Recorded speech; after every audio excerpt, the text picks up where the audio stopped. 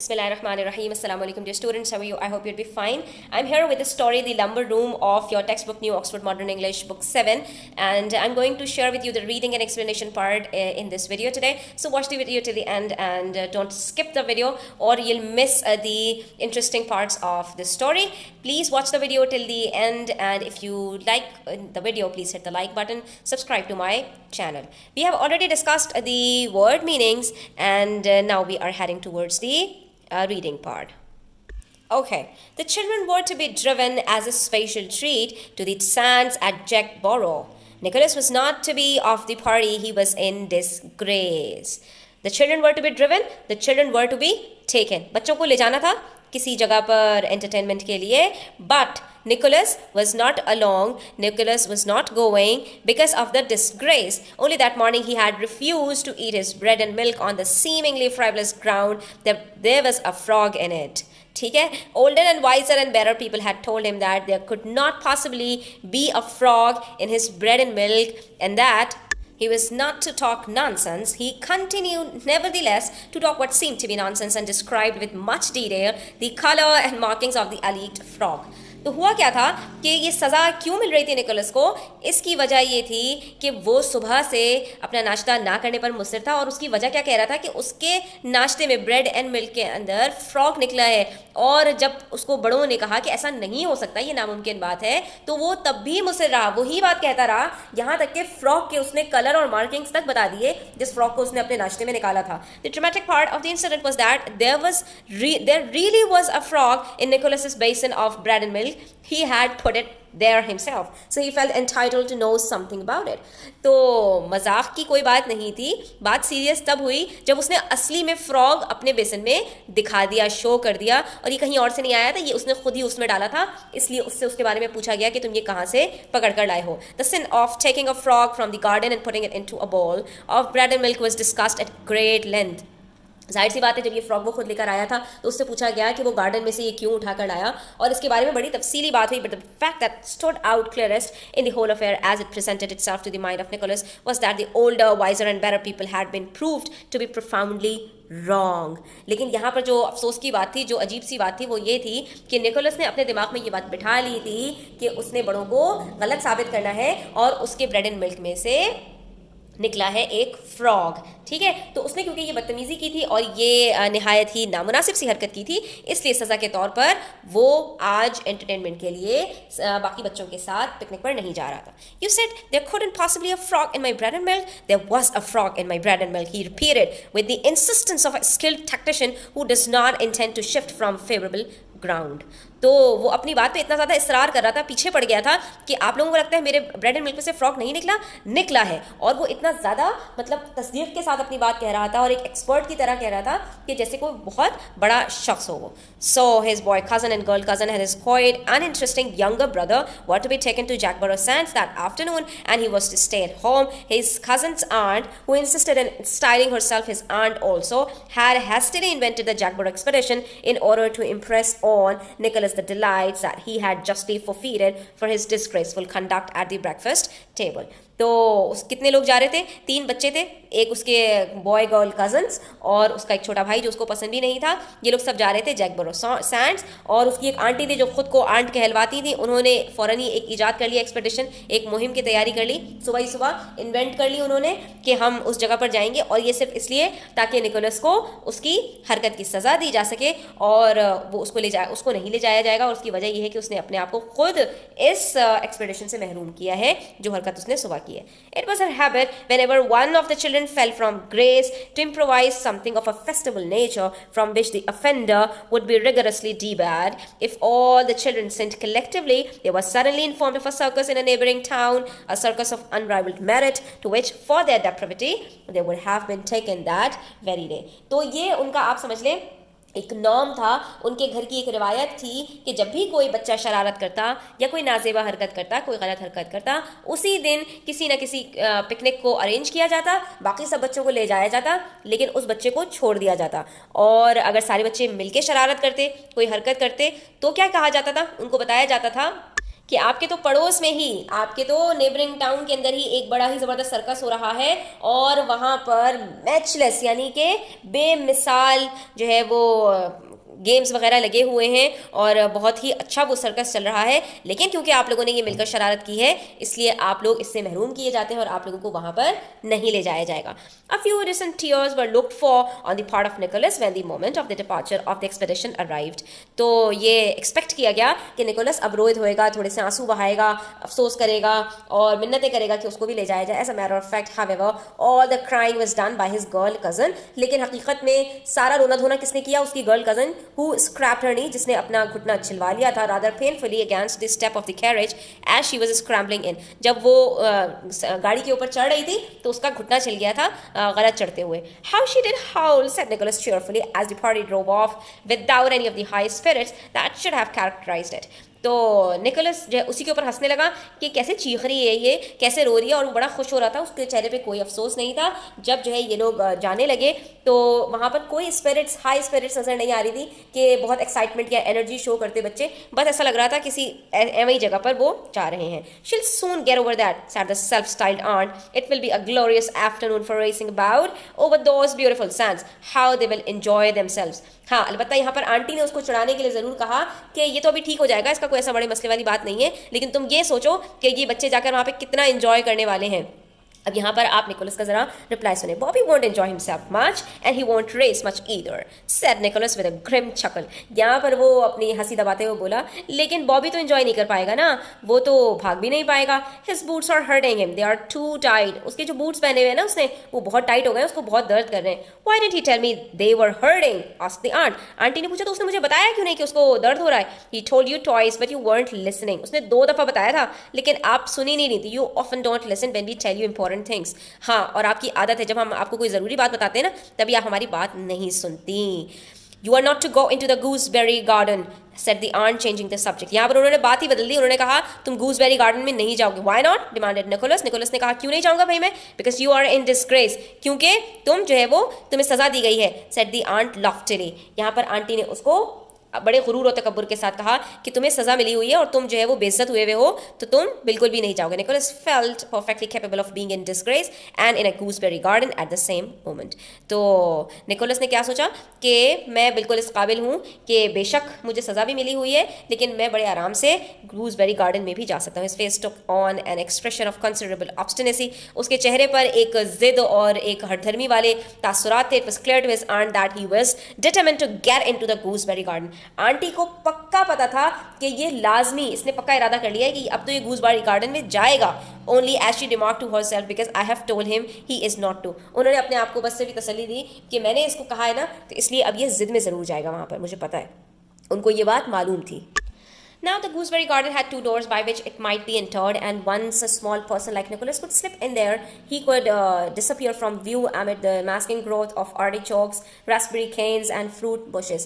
अब जो gooseberry garden था उसके 2 दरवाजे थे और जिससे दाखिल हुआ जा सकता था, और जब एक बच्चा, निकोलस जैसा छोटा सा बच्चा अगर वहाँ अंदर चला जाए तो वो इतना बड़ा जंगल था, इतना बड़ा बाग था कि वो आसानी से वहाँ गायब हो सकता है और कोई उसको तलाश ना कर पाए, ऐसा हो सकता है. वहाँ पर बड़े ही जंगली पौधे और बड़ी ही जो है वो बेरीज टाइप की चीज़ें वहाँ पे बहुत ज़्यादा थी, बुशेस बहुत थे.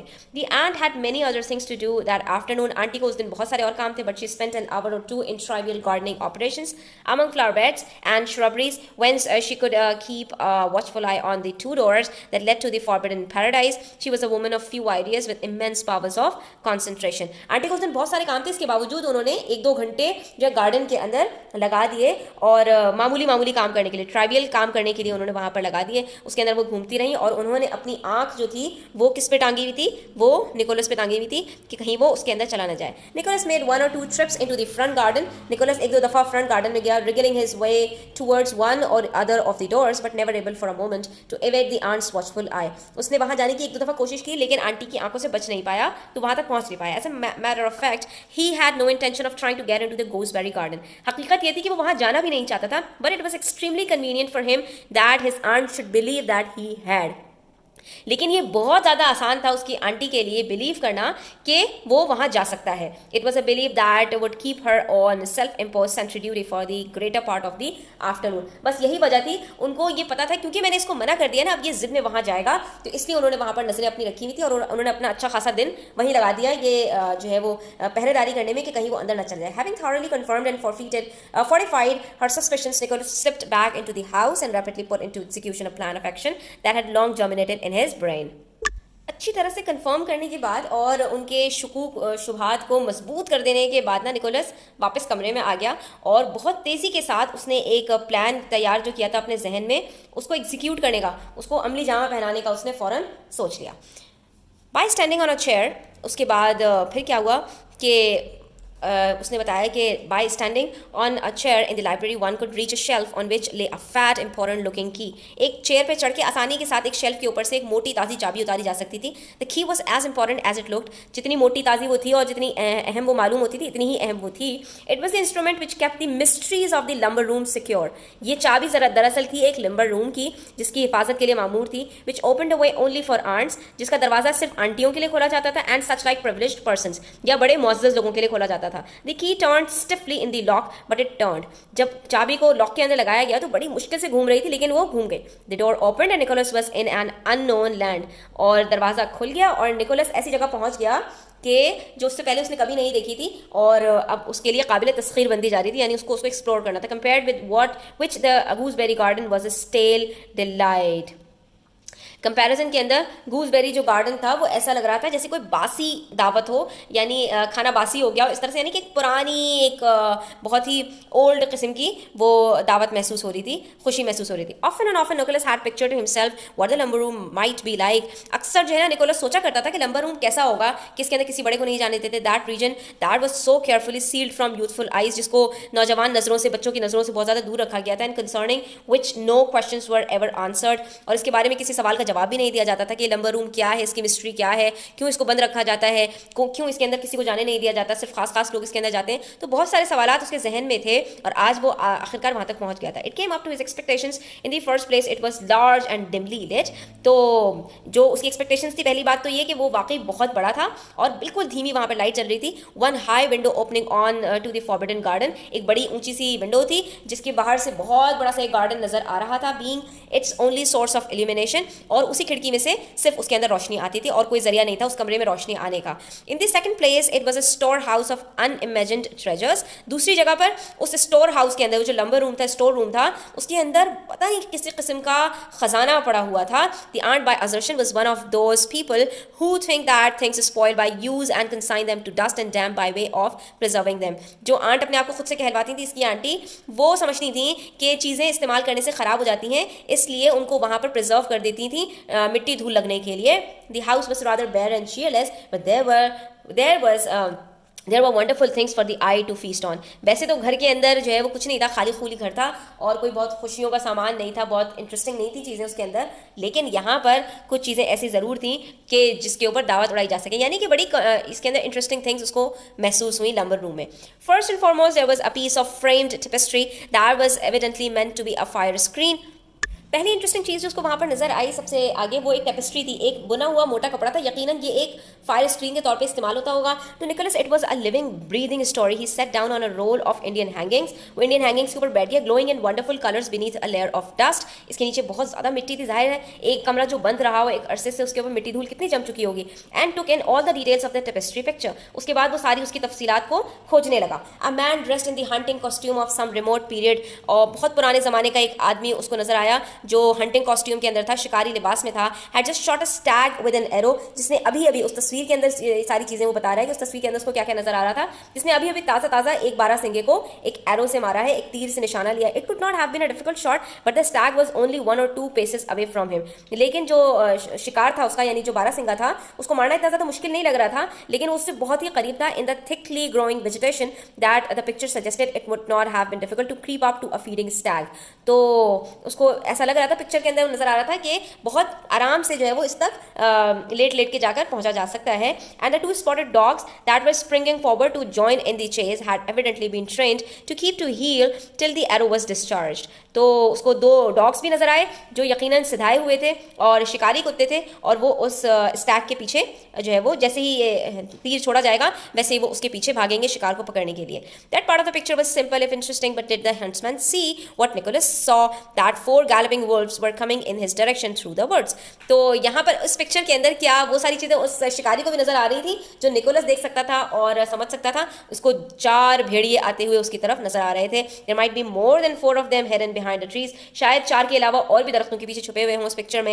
And in any case would the man and his dogs be able to cope with the 4 wolves if they made an attack. तो क्या उसके 2 डॉग्स के साथ मिलकर वो शिकारी इस काबिल था कि उन चारों से निपट सके. The man had only 2 arrows left in his quiver. यानी उसका जो आप पिक्चर के अंदर भी देख सकते हो, यहाँ पर जो पिक्चर के अंदर ये शिकारी नजर आ रहा है, इसके पास सिर्फ 2 ही तीर बचे हैं और इन 4 भेड़ियों से निपटने के लिए क्या ये 2 तीर काफ़ी होंगे. And he might miss with 1 और बोथ ऑफ देम. और ऐसा भी तो हो सकता है कि जब जो है निशाना लिया जाए तो वो उसका निशाना मिस हो जाए. तो इसका भी तो एहतमाल होता है कि ये 2 ही उसके पास तीर बचे हैं और 4 भेड़िए हैं और इनमें से भी वो कोई मारे और वो निशाना इसका मिस हो जाए. तो all one knew about his skill in shooting was that he could hit a large Stag at a ridiculously short range. तो ऐसे में इसने एक बिल्कुल ही करीब जो है वो एक बारहसिंगा उसको जो है उसने एक तीर मार के अजीबोगरीब किस्म के तरीके से जो है वो उसको पकड़ने की कोशिश की थी. तो ना कि ये 4 भेड़ियों से किस तरह से निपट पाएगा. Nicholas sat for many golden minutes and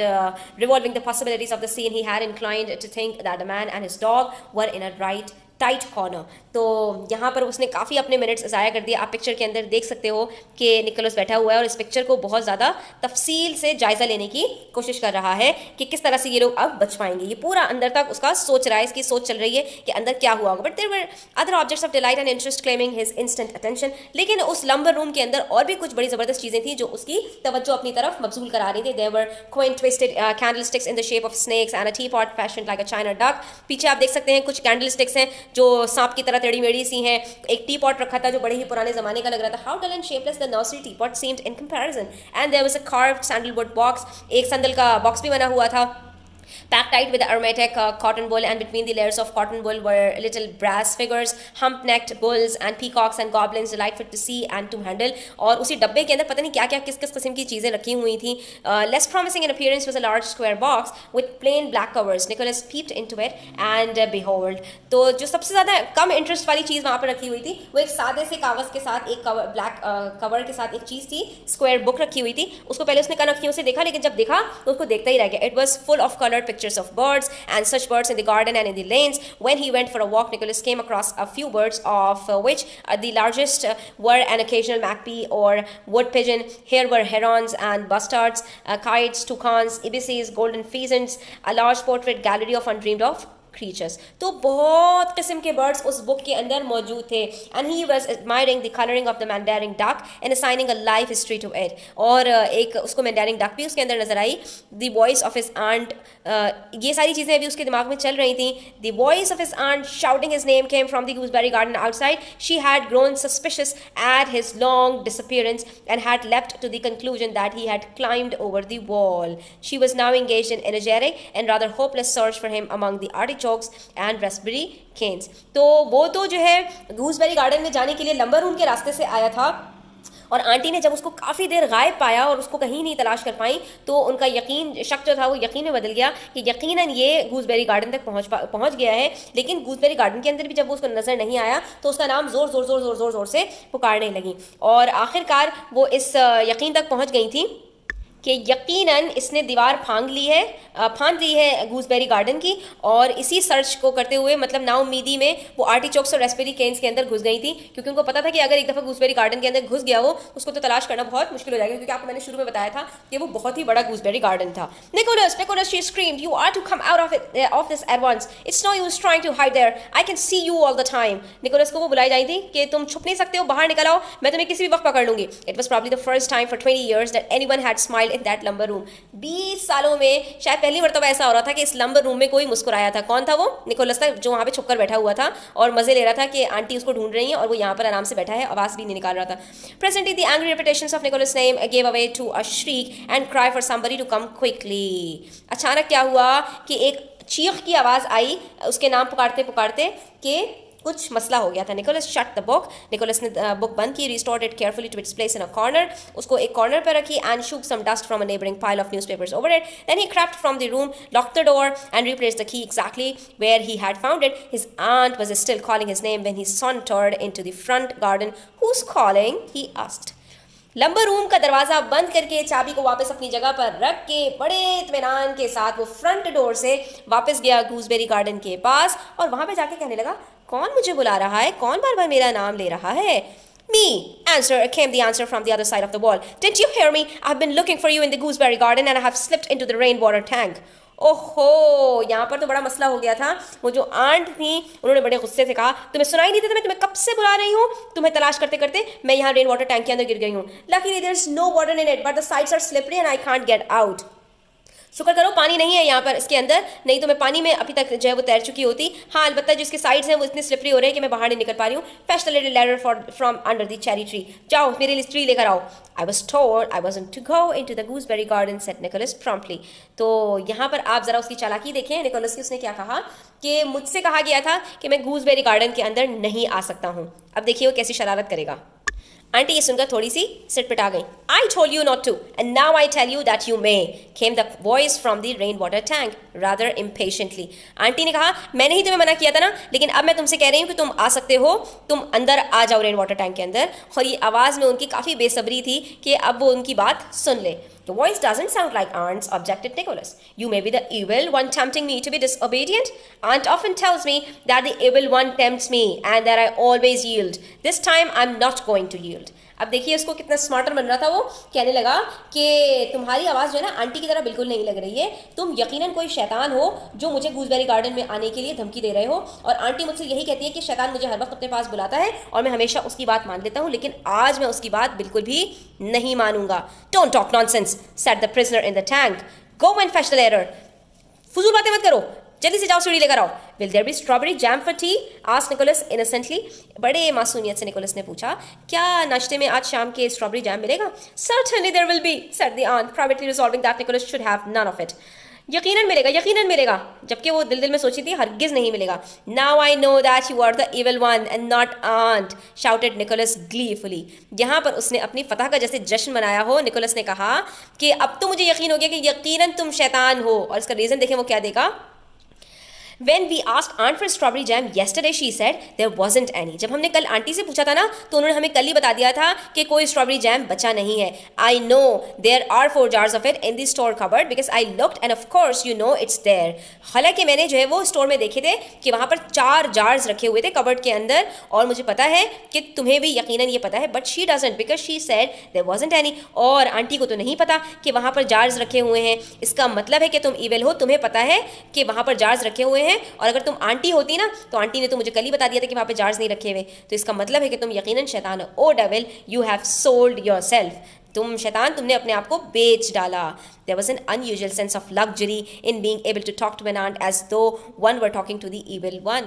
इसको बहुत मज़ा आ रहा था आंटी को डेविल बनाकर पेश करने में, उनसे बात करने में, but Nicholas knew with childish discernment that such luxuries were not to be overindulged in. लेकिन उस बच्चे को ये पता था कि इन सारी जो है वो तफरीहों में ज़्यादा देर इन्वॉल्व नहीं हो सकते। He walked noisily away and it was the kitchen maid in search of parsley who eventually rescued the aunt from the rainwater tank. तो इसलिए वो शोर मचाता हुआ भाग गया वहाँ से। वो तो भला हो उस मेड का कि जो वहाँ पार्सले की तलाश में आई थी और आंटी को रेन वाटर से रेस्क्यू किया, निकाला। T that evening was partaken of in a fearsome silence. उस दिन शाम की जो चाय थी वो बिल्कुल सन्नाटे में पी गई, यानी बिल्कुल ही खामोशी छाई हुई थी चारों तरफ, कोई भी कुछ बात नहीं कर रहा था। The tide had been at its peak, at its highest, when the children had arrived at Jackborough Cove, so there had been no sand to play on. उस दिन जो है वो बच्चे जो खेलने के लिए वहाँ पर गए थे तो वहाँ पर भी जो लहरें थी वो बहुत ज़्यादा गहरी गहरी आ रही थी, तो बच्चे भी वहाँ पर सही से खेल नहीं पाए. Circumstance that the aunt had overlooked in the haste of organizing her punitive expedition. The tightness of Bobby's boots had a disastrous effect on his temper the whole of the afternoon, and altogether the children could not have been said to have enjoyed themselves. और aunty ने आज जल्दी जल्दी में बच्चों के लिए जो पिकनिक का एहतमाम किया था उसमें वो ये बात भूल गई थी कि इस वक्त मौसम कैसा होगा और बच्चे एंजॉय कर भी पाएंगे या नहीं. ऊपर से बॉबी का जूता, उसने भी उसको काट काट के हशर कर दिया. The aunt maintained the frozen muteness of one who has suffered undignified and unmerited detention in a rainwater tank for 35 minutes. Aunty भी बिल्कुल खामोश नहीं, बिल्कुल सख्ते में रही, कुछ भी नहीं बोली. वो बेचारी उस सन्नाटे को और उस जो है वो ट्रॉमा को सोच रही थी जो 35 मिनट वो रेन वाटर टैंक के अंदर गुजार कर आई थी. As for Nicholas, he too was silent in the absorption of one who has much of think about. It was just possible, he considered, that the huntsman would escape with his hounds while the wolves feasted on the stricken stag. तो उसके जहन में क्या चल रहा था? उसके जहन में वो सारी स्टोरी वही चल रही थी जो वो पिक्चर के अंदर देख कर आया था लंबर रूम के अंदर, कि यकीनन जो हंट्समैन होंगे वो अपने डॉग के साथ भाग गया होगा और ये जो क्या नाम है उन्होंने शिकार किया था इसको उन चारों भेड़ियों ने एंजॉय किया होगा. तो यहाँ पर हमारी स्टोरी होती है end. Students, I hope you have enjoyed this story. Thanks for watching the video till the end. Take care. अल्लाह हाफिज़.